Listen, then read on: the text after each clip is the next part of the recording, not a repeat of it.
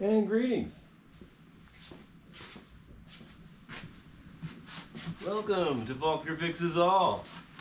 You know what we do. We work on Schwinns. It doesn't matter if it's a tiny girl stingray or a pixie or a traveler. Yeah, this is what we do. Don't mind that. The door is just ready to fall off. It's windy today. Yeah, so I bought this a few years ago on eBay. And, well, I just put a video on for the members, but I decided to put a video on for regular folks too. Yeah, I think I kind of got taken. And you know what? You got to get up pretty early in the morning to get one over on old Faulkner Fixes All.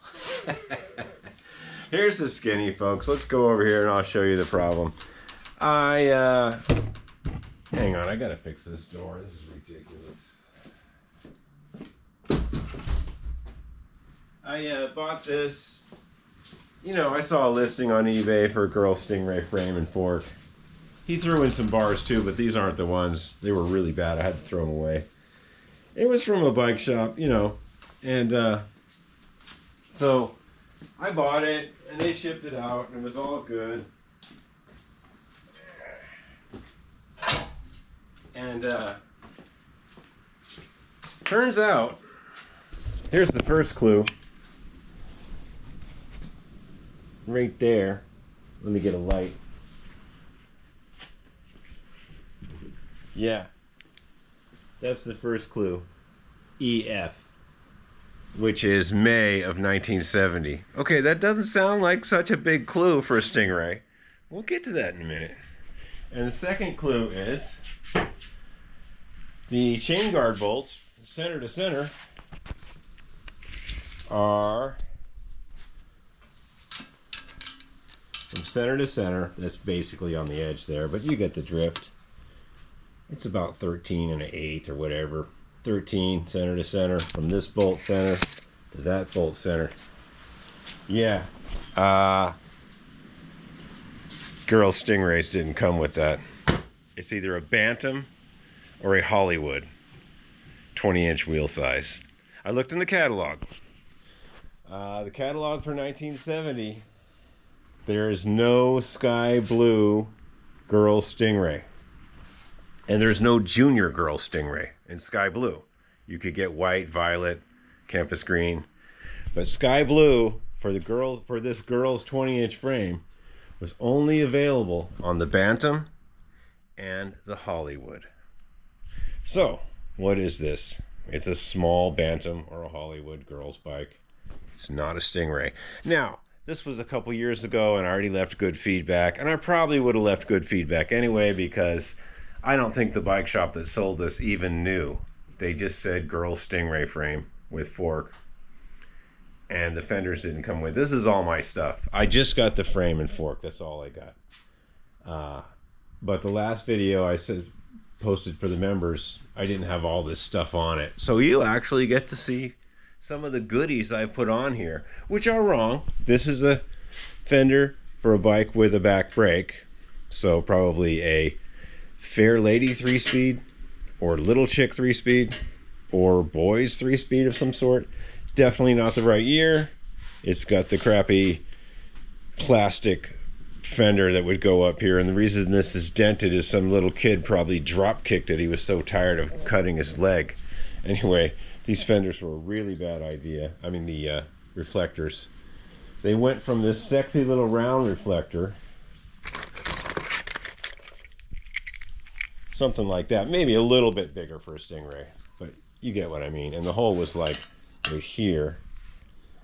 And in 1974, at the end of the year, the Bicycle Manufacturers Association with the government said, no, we need reflectors to be bigger. And maybe even like they could actually hurt somebody when they break. No, that was just an added benefit of that. It was this huge plastic one that stuck up at an angle. And, kids backed into stuff. And there you go. You cut your leg on. I've personally cut my leg on one of those. Not funny. Anyway, so yeah, I just threw these bars on. They're incorrect, but I probably will sell the bike with them. This is a Suburban or a 5-speed or 10-speed stem. That's obviously not Stingray, but it looks pretty cool.